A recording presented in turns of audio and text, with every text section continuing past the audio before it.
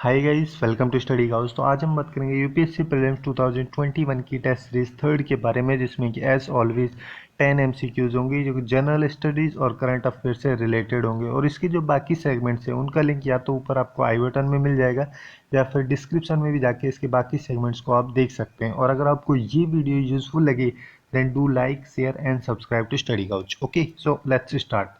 First question है xenobots के बारे में, जो कि जुलाई मंथ में काफ़ी ज़्यादा न्यूज़ में थे। साइंटिस्ट के द्वारा वर्ल्ड के जो फर्स्ट लिविंग और सेल्फ हीलिंग रोबोट्स हैं, जिनको जीनोबॉट्स नाम दिया गया, उनको क्रिएट किया गया था। इनको बेसिकली जो फ्रॉग्स होते हैं उनकी स्टेम सेल्स, मतलब कि वो अनस्पेशलाइज सेल्स जिनकी एबिलिटी होती है कि वो डिफरेंट सेल टाइप्स में डेवलप हो जाती है, उन सेल्स को यूज़ करके ही ये जो जीनोबॉट्स हैं इनको बनाया गया था। और इनका जो जीनोबॉट्स नाम दिया गया है, ये बेसिकली अफ्रीका के एक क्लॉड फ्रॉग है जिसका नाम है जीनोपॉस लेविस, उसके नाम पे ही दिया गया है, क्योंकि उसकी जो स्टेम सेल्स हैं उनका मेनली इसमें यूज़ किया गया है।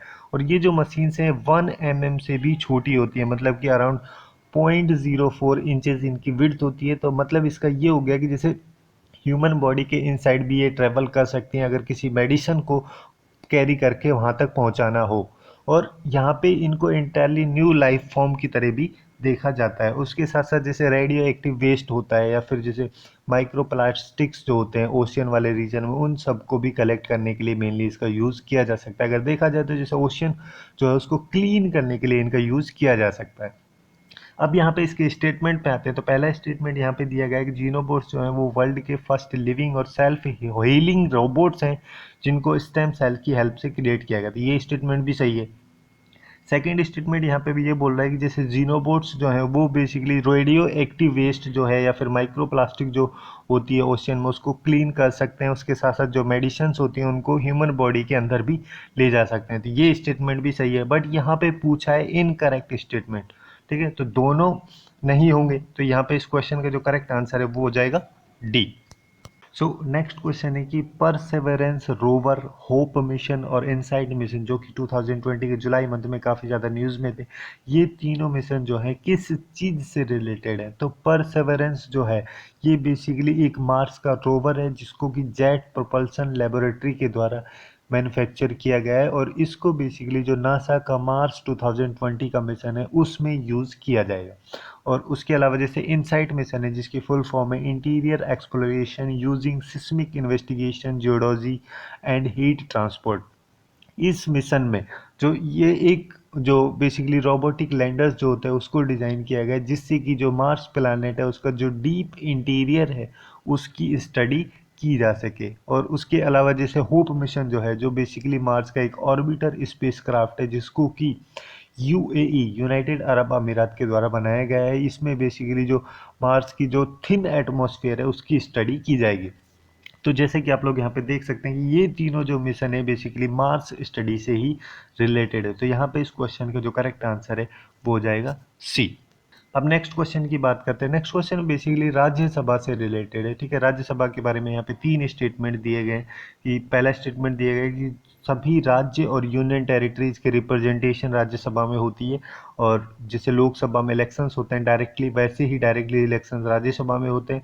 और थर्ड स्टेटमेंट यहाँ पे दिया गया है राज्यसभा जो है उसका टेन्योर जो है वो 6 ईयर्स का होता है। और यहाँ पे हमें इनकरेक्ट स्टेटमेंट बताना है। तो राज्यसभा जो है उसमें सभी स्टेट्स के तो मेंबर रिप्रेजेंटेटिव्स होते हैं, बट ओनली 2 यूनियन टेरिटरीज जो हैं दिल्ली और पुडुचेरी, उन दोनों के ही जो मेंबर्स हैं वो रिप्रेजेंट करते हैं। और उसके अलावा जैसे यहाँ पे जो इलेक्शंस होते हैं वो इनडायरेक्टली इलेक्ट होते हैं जो भी इसके मेंबर्स होते हैं, बट जो लोकसभा है वहाँ पे जो इलेक्शंस होते हैं वो डायरेक्टली इलेक्शन होते हैं। अब यहाँ पे इसकी टेन्योर की अगर हम बात करें, पूरा इसका जो टर्म्स होता है वो यहाँ पे 6 ईयर्स नहीं होता है। ठीक है, इसका जो ये 6 ईयर टर्न्योर होने का मतलब बेसिकली ये होगा कि राज्यसभा जो है 6 साल के बाद में डिसॉल्व हो जाती है।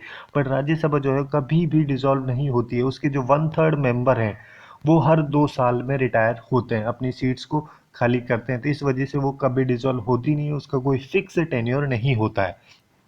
तो यहाँ पे इस क्वेश्चन का जो करेक्ट आंसर होगा वो बेसिकली ये होगा कि जैसे फर्स्ट स्टेटमेंट है वो भी गलत हो जाएगा, और सेकंड स्टेटमेंट है वो भी गलत हो जाएगा, थर्ड स्टेटमेंट भी गलत हो जाएगा, और यहाँ पे पूछा है इनकरेक्ट, तो तीनों स्टेटमेंट आ जाएंगे। तो इसका correct answer will be D. So next question है भीमबेटका की जो पेंटिंग्स हैं उनके बारे में। यहाँ पे तीन पीरियड्स जैसे अपर पैलेलिथिक, मेसोलिथिक और चालकोलिथिक, ये जो तीनों पीरियड दिए गए हैं, ये पूछा गया है कि जो भीमबेटका की पेंटिंग है इनमें से किस और किन किन पीरियड्स को बिलोंग करती हैं। तो भीमबेटका की जो रिचेस्ट पेंटिंग है वो सारे जो टाइम्स है, मतलब कि जैसे अपर पैलेलिथिक का टाइम है जो कि 40,000 से 10,000 बीसी के बीच का पीरियड है। उसके अलावा जैसे मेसोलिथिक है जो कि 10,000 से 7,000 बीसी के पीरियड के बीच का है, और चालकोलिथिक जो कि 3000 बीसी के अराउंड का टाइम है। तो इन सारे पीरियड्स में जो भीमबेटका की पेंटिंग्स है वो पाई जाती हैं। और ये जो भीमबेटका की पेंटिंग्स है इनकी रेंज की अगर हम बात करें तो काफ़ी मतलब वैरायटीज़ होती हैं, जिसमें इनमें आपको जैसे डेली लाइफ के जो इवेंट्स हैं वो भी मिलेंगे, कुछ सेक्रेड इवेंट्स हैं वो भी इन पेंटिंग्स की थीम्स में आपको देखने को मिलेंगे, और जैसे रॉयल इमेजेस हैं उसकी भी थीम्स आपको यहाँ पे मिलेंगी। और जो ये भीमबेटका की रॉक पेंटिंग्स है ये बेसिकली जो मध्य प्रदेश है उसका एक रायसेन डिस्ट्रिक्ट है वहाँ पे लोकेटेड है। मतलब कि जैसे भोपाल जो है उससे 45 किलोमीटर साउथ वेस्ट में जो भीमबेटका की रॉक पेंटिंग्स है वहाँ पे लोकेटेड है। और ये बेसिकली यूनेस्को की जो वर्ल्ड हेरिटेज की साइट है उसमें भी इंक्लूडेड है। तो यहाँ पे इस क्वेश्चन का जो करेक्ट आंसर है वो हो जाएगा डी, कि तीनों पीरियड में जो भीमबेटका की पेंटिंग है बिलोंग करती हैं। सो नेक्स्ट क्वेश्चन है कि इंडिया का फर्स्ट फुली ऑर्गेनिक स्टेट कौन सा बना है। जैसे कि ऑर्गेनिक फार्मिंग मतलब कि वो एग्रीकल्चर का सिस्टम जिसमें जो नेचर होता है उसकी हार्मनी के साथ में वर्क किया जाता है, जिसमें कि जैसे कई सारे जैसे सिंथेटिक इनपुट जैसे फर्टिलाइज़र, पेस्टिसाइड्स या फिर हॉर्मोन्स या फीड एडिटिव्स जो होती हैं उन सब का यूज़ नहीं किया जाता है। उस टाइप की फार्मिंग को ऑर्गेनिक फार्मिंग में बोला जाता है। और अभी 2016 में 2016 में इंडिया का जो फर्स्ट फुल्ली ऑर्गेनिक स्टेट बना था वो बना था सिक्किम। तो यहाँ पे इस क्वेश्चन का जो करेक्ट आंसर है वो हो जाएगा B, Sikkim. So next question है ब्रंटलैंड कमीशन के बारे में, उससे रिलेटेड कि वो किस चीज़ से रिलेटेड है। तो यहाँ पे बेसिकली जो ब्रंटलैंड कमीशन है जिसको फॉर्मरली WCED के नाम से भी, मतलब कि world commission on environment and development के नाम से इसको पहले जाना जाता था, जिसको 1983 में जो यूनाइटेड नेशंस है उसके द्वारा क्रिएट किया गया था, जिससे कि वर्ल्ड की जो एनवायरमेंटल प्रॉब्लम्स हैं उन सब की स्टडी की जाए और उन प्रॉब्लम्स को एड्रेस करने के लिए कोई एजेंडा प्रपोज किया जाए। और ये जो ब्रंटलैंड कमीशन है इसके द्वारा 1987 के अक्टूबर मंथ में एक रिपोर्ट पब्लिश की गई थी, जिस रिपोर्ट का नाम था आवर कॉमन फ्यूचर, जिस रिपोर्ट को बाद में जाके सस्टेनेबल डेवलपमेंट के नाम से भी कॉइन किया गया था। उस रिपोर्ट को पब्लिश करने के बाद में इस कमीशन को दिसंबर 1987 में डिसॉल्व कर दिया गया था। उसके बाद में जो अप्रैल मंथ है उसमें 1988 में जो ऑर्गेनाइजेशन सेंटर था आवर कॉमन फ्यूचर के लिए उसको इस्टेब्लिश किया गया था, और उसके द्वारा ही जो ब्रंटलैंड कमीशन था उसके प्लेस को लिया गया था। तो यहाँ पे इस क्वेश्चन का जो करेक्ट आंसर है अगर हम देखें तो वो फर्स्ट होगा कि वर्ल्ड एनवायरनमेंट की जो प्रॉब्लम्स है उनकी स्टडी करने के लिए और उनसे रिलेटेड जो एजेंडाज हैं उनको भी प्रपोज यहाँ पे किया जाए। सो नेक्स्ट क्वेश्चन है कि जो सैम्योर आइलैंड है जो कि रिसेंटली काफ़ी ज़्यादा न्यूज़ में था, ये कहाँ पे है। तो अभी रिसेंटली हुआ क्या कि जो अंटार्कटिका वाला रीजन है वहाँ पर जो टेम्परेचर है वो फर्स्ट टाइम 20 डिग्री सेंटीग्रेड से भी ज़्यादा हो गया था। अभी रिसेंटली जो वहाँ का एक आइलैंड है जिसको कि सैम्योर आइलैंड के नाम से जाना जाता है, वो उस आइलैंड के एक स्टेशन पे 20.75 डिग्री सेंटीग्रेड का टेम्परेचर को रिसर्चर्स के द्वारा लॉक्ड किया गया। तो इस वजह से ही ये आइलैंड जो था काफ़ी ज़्यादा न्यूज़ में था।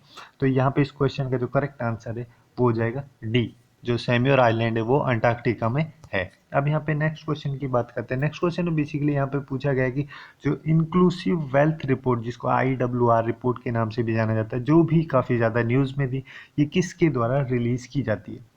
ये बेसिकली एक बाई एनुअल रिपोर्ट है, मतलब कि 2 साल में एक बार इसको UN एनवायरनमेंट के द्वारा रिलीज किया जाता है, जिससे कि नेशन वाइड या फिर जैसे वर्ल्ड वाइड जो भी मेजर्स हैं या फिर जैसे स्टेबिलिटी है जो इकोनॉमी की और वहाँ के जो लोग हैं उनकी वेलबींग के बारे में जो परफॉर्मेंसेस होती हैं किसी भी कंट्री की, उनको इसमें रिपोर्ट किया जाता है। इंक्लूसिव वेल्थ रिपोर्ट जो है इस इंडेक्स में, और इसका जो इंक्लूसिव वेल्थ इंडेक्स है जो कि इंक्लूसिव वेल्थ रिपोर्ट का ही एक पार्ट है, इस टूल की हेल्प से कोई भी कंट्री की क्या एबिलिटी है उसकी वेल्थ के रिस्पेक्ट में उसको वहाँ पे देखा जाता है। ठीक है, तो यहाँ पे इस क्वेश्चन का जो करेक्ट आंसर है वो हो जाएगा सी।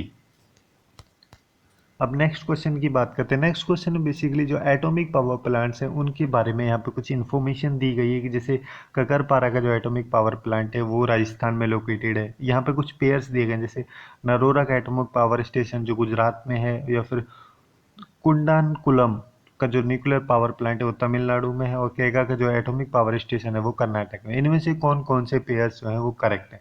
तो जो ककरपारा का एटॉमिक पावर प्लांट है वो बेसिकली गुजरात में लोकेटेड है, ठीक है। तो यहाँ पे ये तो गलत हो जाएगा फर्स्ट, तो सेकंड भी गलत है। और नरोरा का जो एटॉमिक पावर स्टेशन है जिसको NAPS बोलते हैं, जो कि एक न्यूक्लियर पावर प्लांट है, ये बेसिकली नरोरा में, जो कि बुलंदशहर में, उत्तर प्रदेश का जो बुलंदशहर डिस्ट्रिक्ट है वहाँ पे लोकेटेड है।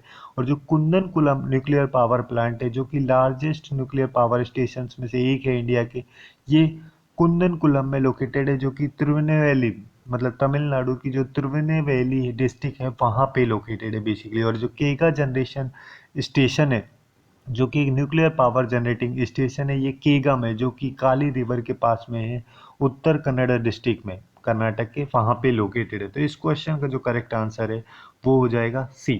Third and fourth are correct, ठीक है, first and second are not correct. So next and last question है सेगमेंट का, जिसमें बेसिकली DGFT मतलब director general of foreign trade के बारे में पूछा गया है कि ये किस मिनिस्ट्री के अंडर में आती है।